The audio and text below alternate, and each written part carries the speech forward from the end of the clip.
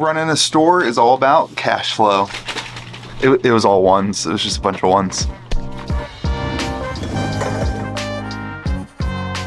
What is up, everyone? Welcome back to Kitchen Table TCG. My name is Louie. I hope you're having yourself a fantastic day.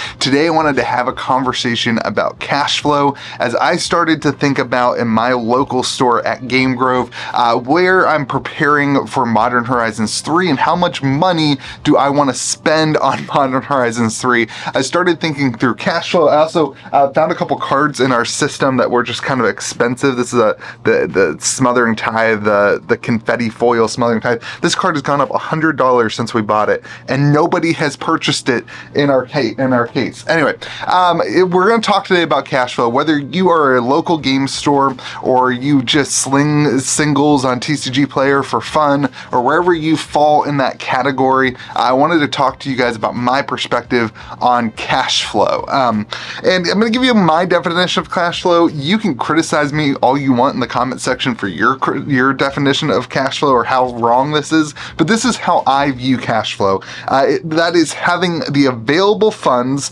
to spend when opportunities strike while covering your expenses. Okay, so in other words, having money ready to go, having all those ones ready to go and ready to spend, but also being able to cover the cost of your building, the cost of your employees, the cost of your salary, that kind of thing, while also having money that's free so that when Modern Horizons 3 comes out, I can spend money on it so that I can hopefully make money and hopefully the whole thing doesn't come crashing down like Commander Master. So, all right, so I want to start off with this.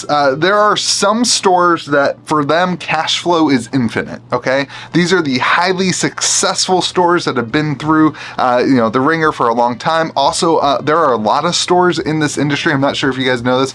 There's a lot of the bigger stores in this industry. They have other companies that essentially are backing the store.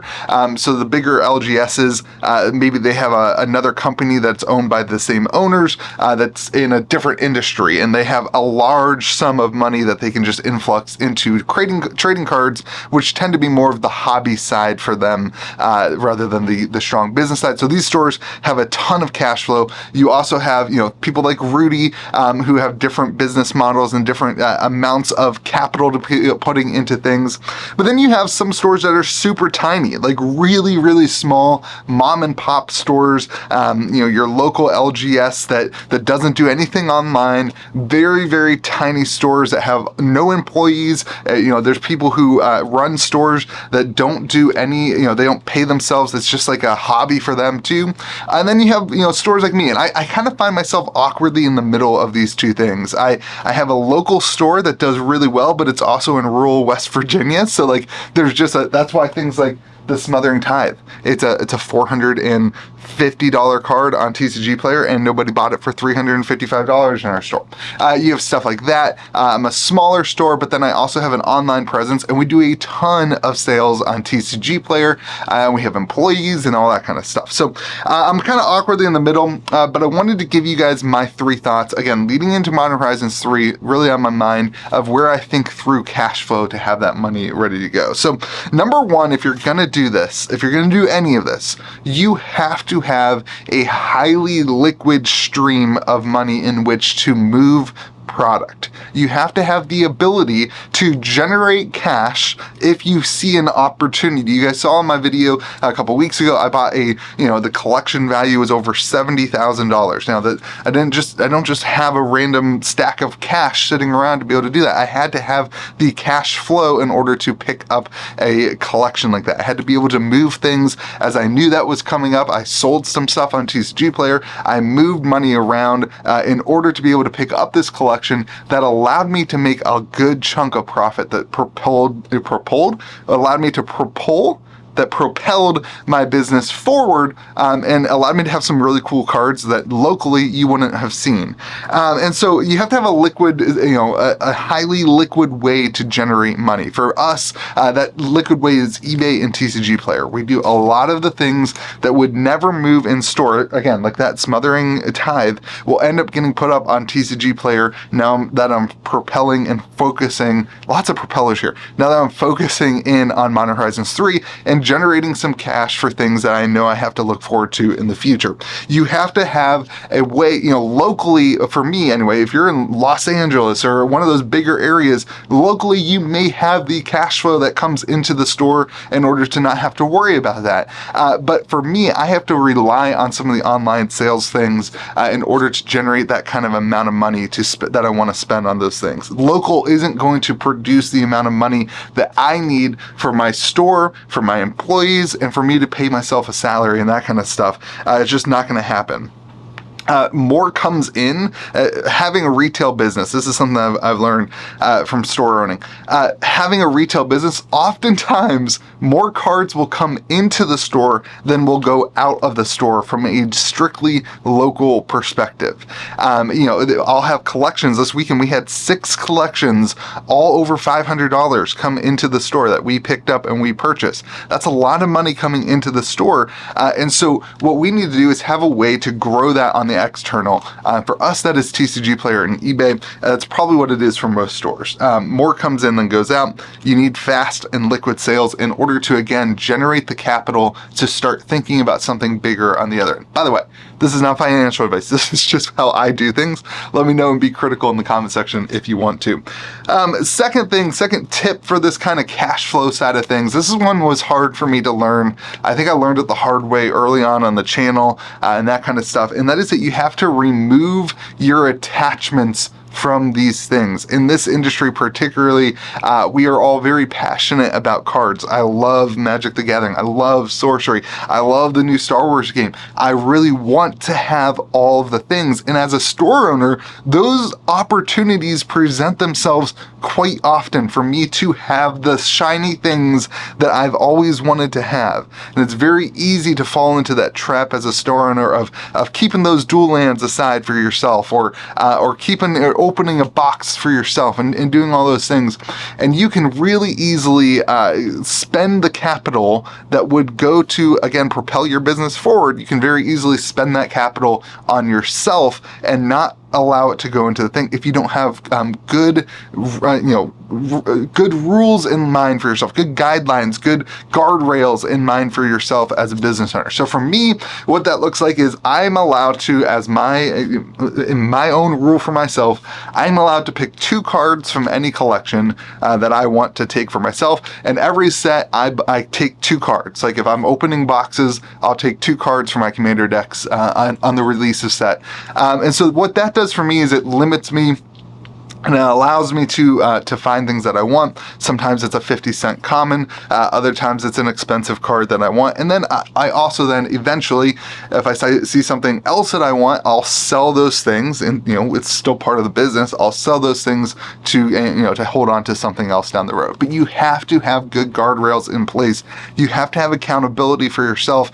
You cannot just take all the things that look shiny and expensive and fun and put it into your own collection. That's how you wreck your cash flow. That's how you completely do not have the funds for the next set.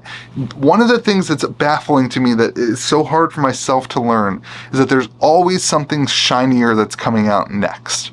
You might really want that copy of that card, but at the end of the day, there's always going to be something shinier that you want more down the line. And so it's really important to not have attachments to the physical cards in this industry or whatever industry you're in. You have to have rules. It's okay to take some stuff. It's okay to have fun and enjoy the hobby still. That's a balance. You got to learn, but you can't take all of it. You got to allow yourself to put some cash flow forward. All right, last thing, and this is another big one, is to grow slow and calculate risk. Now, you may disagree with this one. This is probably the more on edge topic for this conversation, and that is that you can take increased risk to increase your cash flow. You can take out loans, right? You can take out business loans, you can take out credit card loans, you can take out all sorts of things. You can do that, which will grow your cash flow and will probably grow your business very quickly if you want to go down that road. I am I do not do that. I am very risk adverse in terms of taking out loans. And I started my business with $10,000 that I had. I sold camera gear from a previous photography business that I was doing. I have not taken out any loans, and I will not take out any loans to do anything down the line with. That is too risky for my lifestyle. I have 2 kids. I have a beautiful wife. I have a house that I would like to take. I do not want to take increased risk in terms of taking on loans and that kind of stuff to push into the business. I particularly enjoy taking calculated risks with my own money that I have in order to grow the business and then whatever. The business risk is inherently itself.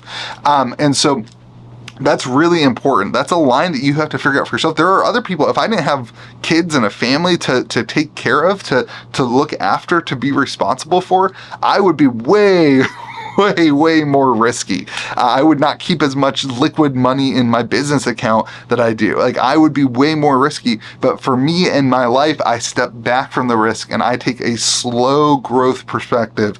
I look back on 3 years where I was. It's important to take risk, but you have to calculate that risk with the entire thing, not just the business, but also your life. And one of the things I've learned is taking a little bit more risk is also healthy. Now that I've learned a lot as a business owner and through this, taking a little bit more risk and pushing myself a little bit further is great. But again, not the risk of other people's money, the risk of my own stuff, my own the thing that I have created and that kind of stuff. So otherwise, I'm saying calculate your risk and don't try to be the hero. Don't try to jump all in and say, you know what, on Modern Horizons 3, it's going to be the greatest set of all time. I'm putting every single dime into that set. Again, there will always be something flashier. There will always be another set. There will always be another thing. Calculate your risk. Go heavy on things that you feel confident about, but also don't allow yourself to have the FOMO attitude of putting it all on red and missing out on that. So calculate your risk with your cash flow. Remember that even though there's that flashy Modern Horizons 3 set over there, you're going to need the cash flow for other things. There's Lorcana, there's Star Wars, there's sorceries coming out. There's all sorts of other things that you're going to need cash flow for, and things can also go south quickly. We saw that with Commander Masters. We saw that, what was the Dominaria Remastered way back when. There was a lot of capital put into that stuff that then the things flopped and the risks. So you have to take calculated risks, but don't over risk things either. Those are my thoughts on cash flow. Let me know what you think in the comment section below. This has been a fun, wild ride running this store and running this channel. I hope you're enjoying it. If you want to stick around, hit the subscribe button. If you want to join the Discord server where you can hang out and chat with people with similar interests, head on over to KitchenTableTCG.com. Where then in the Discord server, you can also support the channel as well. $5 a month or $20 a month. $20 a month, you get access to anything that is readily available from distribution at cost plus 3% for credit card processing and all that stuff. I hope you have yourself a fantastic day. Remember to be kind to the people around you. We'll see you again next video.